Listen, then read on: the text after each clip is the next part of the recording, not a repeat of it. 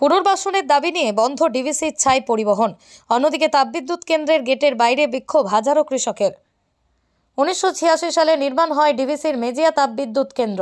বর্তমানে সেই তাপবিদ্যুৎ কেন্দ্রের ছাই পুকুরকে কেন্দ্র করে উঠছে স্থানীয়দের একাধিক অভিযোগ। স্থানীয় লাটিয়াবনি গ্রামের কোলে তৎকালীন সময়ে গড়ে ওঠে ডিভিসির এই মেজিয়া তাপবিদ্যুৎ কেন্দ্র।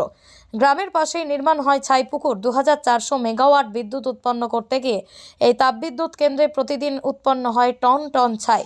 উৎপন্ন হওয়া সেই ছাই প্রতিনিয়ত পাইপলাইনের মাধ্যমে জমা হয় ছাই পুকুরে। আর সেই ছাইয়ে বেড়েছে মানুষের নরক যন্ত্রণা, বিশেষ করে বাচ্চাদের চর্মরোগ, বয়স্কদের শ্বাস প্রশ্বাসের সমস্যা। শুধুমাত্র ছাই পরিবহন বন্ধ না এর পাশাপাশি তাপবিদ্যুৎ কেন্দ্রের গেটের সামনে বিক্ষোভে স্থায়ী হয়েছেন প্রায় হাজারো ক্ষতিগ্রস্ত কৃষক। যদিও ডিভিসি কর্তৃপক্ষ সংবাদ মাধ্যমের সামনে কোনো প্রতিক্রিয়া দিতে চাননি।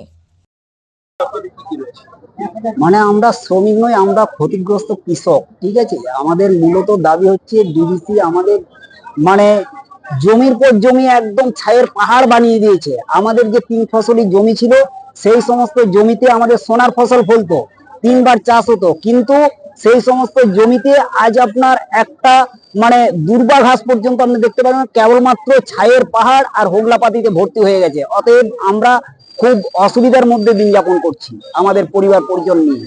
আমরা যদি আমাদের চাষ আবার না হয় তাহলে আমরা কি খাবো?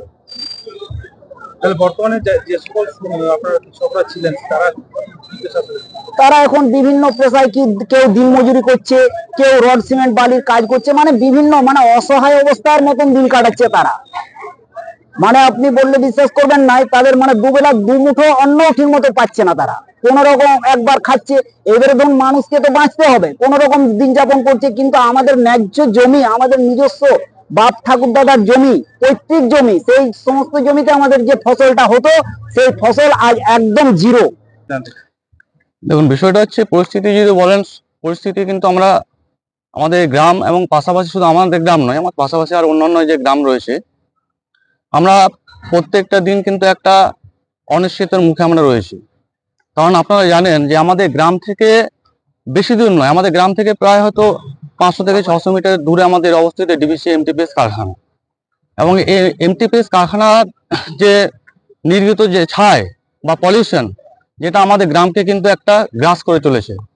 এবং এই মতে আমরা 2008 থেকে 2009 থেকে আমাদের আন্দোলন শুরু হয়েছিল।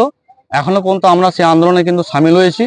আমাদের মূল উদ্দেশ্য হচ্ছে এই গ্রামকে আমাদের অন্য জায়গায় শিফট বা পরিবর্তন করার জন্য আমাদের আবেদন বারবার করে এসেছি। এটা অনির্দিষ্টকালের জন্য, যতক্ষণ পর্যন্ত আমরা ডিভিসি ম্যানেজমেন্ট আমাদের সঙ্গে আলোচনায় বসতে চাইছেন ততদিন পর্যন্ত আমাদের আন্দোলন চলতে থাকবে।